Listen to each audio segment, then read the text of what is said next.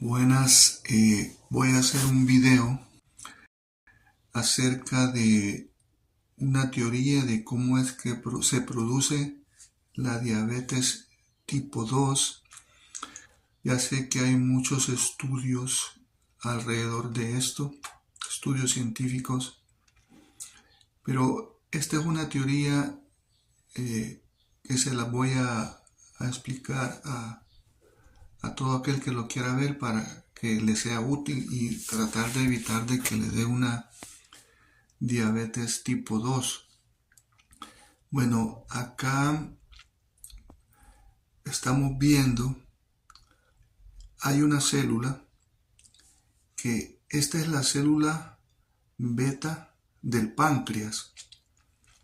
Voy a explicar aquí cómo es la relación que hay entre el azúcar de la sangre,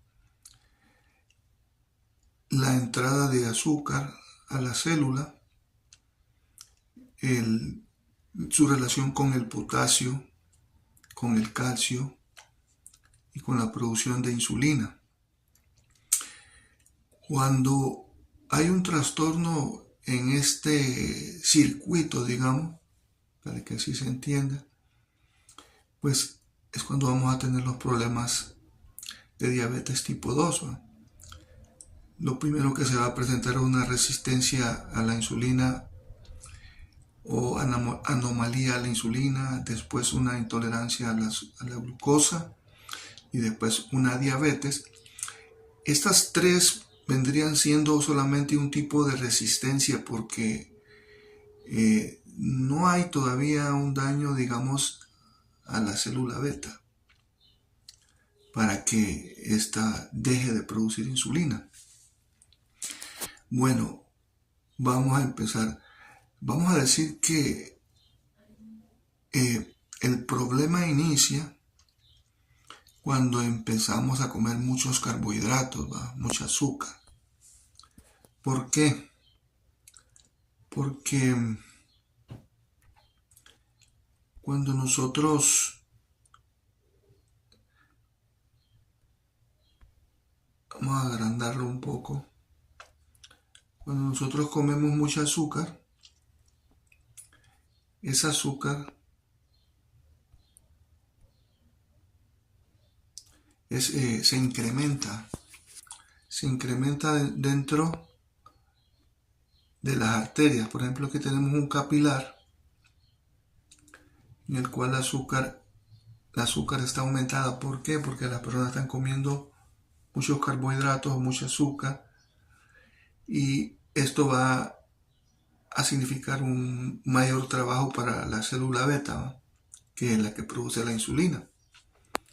Bueno, quiero decir que esto no sucede de un día para otro, esto tiene que pasar mucho tiempo, posiblemente muchos años, tal vez 5 o 10 años, para que se vaya pasando de una anomalía de la glucosa a intolerancia y a una diabetes, y posteriormente ya a una real diabetes con trastorno en la producción de insulina, ¿va?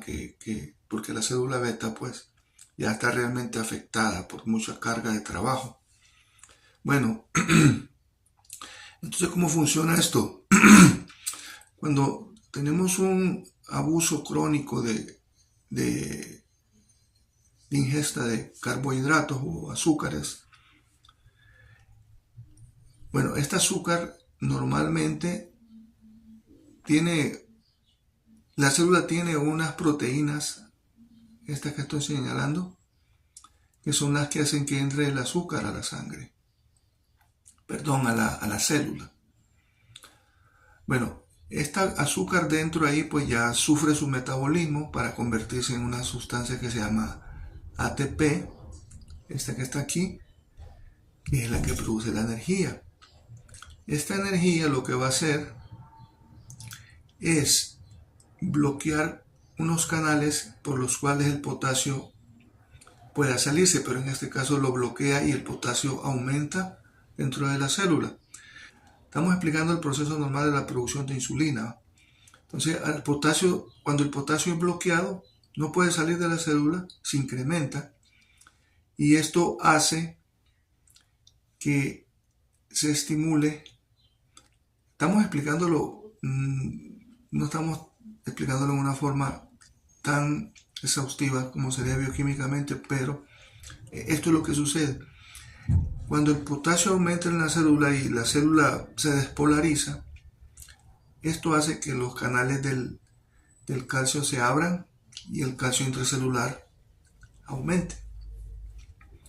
Ahora, este calcio va a hacer que la proinsulina, que es una insulina, digamos, de la cual se produce ya la insulina real, digamos, se convierta en insulina en las vesículas. Estas son las vesículas secretorias, que hay muchas,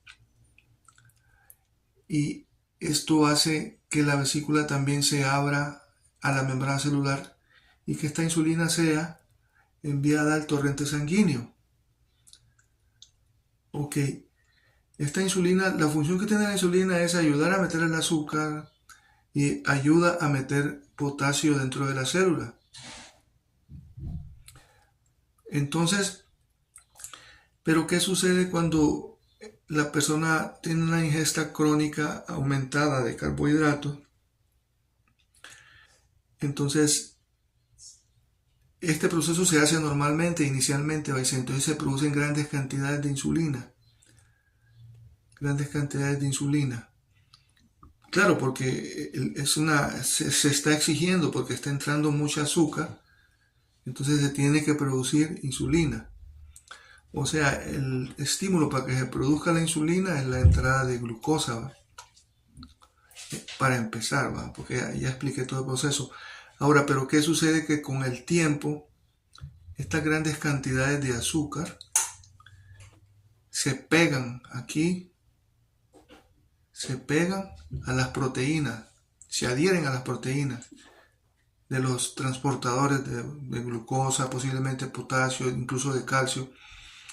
Entonces, con el tiempo, estas estructuras se van dañando y nosotros vamos a ver que las proteínas son, digamos, se llenan de azúcar, digamos.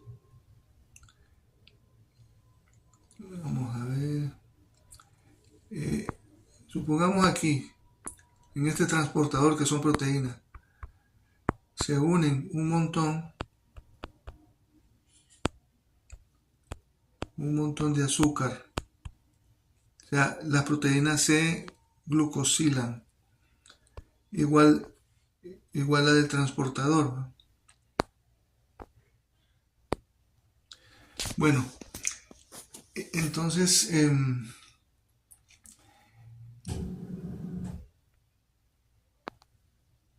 esperemos a ver que quiero quitar esto. Bueno, ese proceso que expliqué, digamos aquí,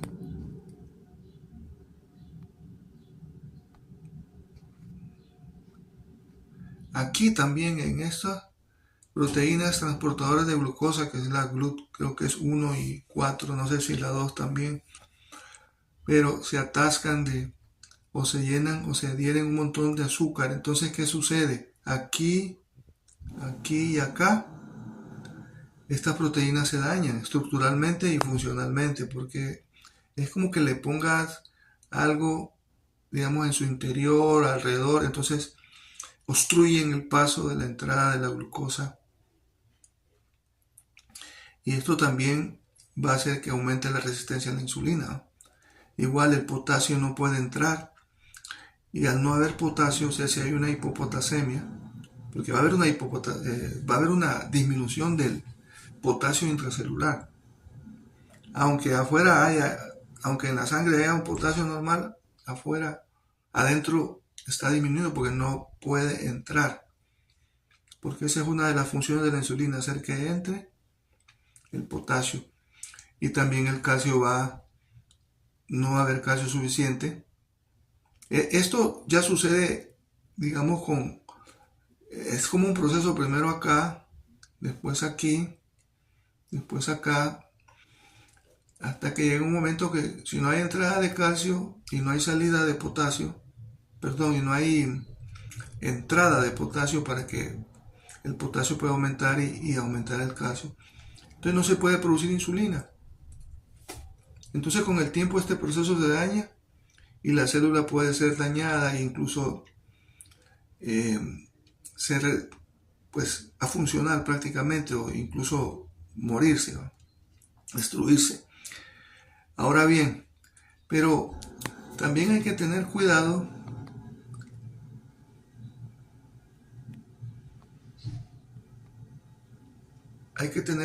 con la disminución de los carbohidratos. Porque, ¿qué sucede si hay disminución de los carbohidratos y disminución, no solo de los carbohidratos, porque generalmente la persona para disminuir los carbohidratos tiende a disminuir todos los alimentos?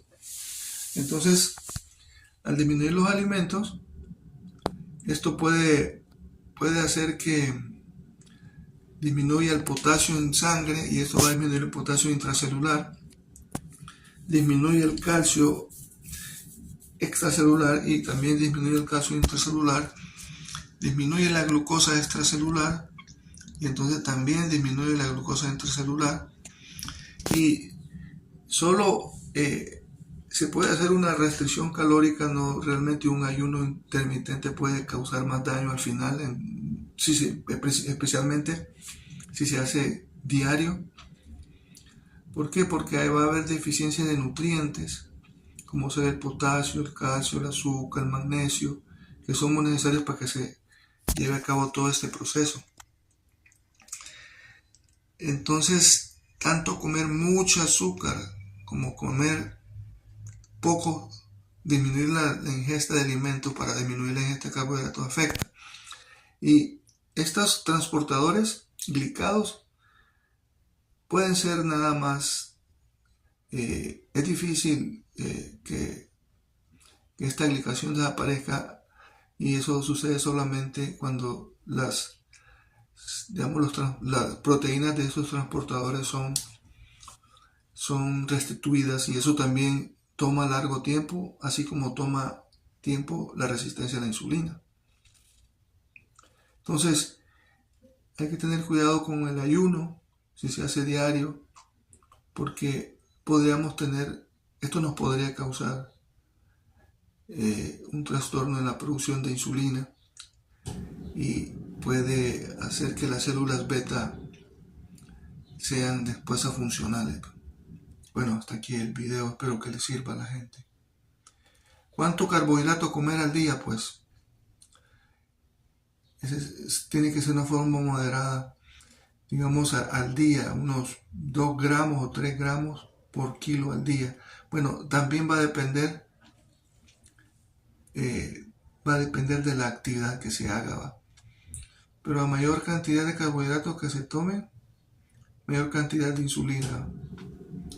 Ahora, el manejo de esto es diferente en la diabetes tipo 1 y en la diabetes tipo 2 con resistencia a la insulina o ya con deficiencia de insulina.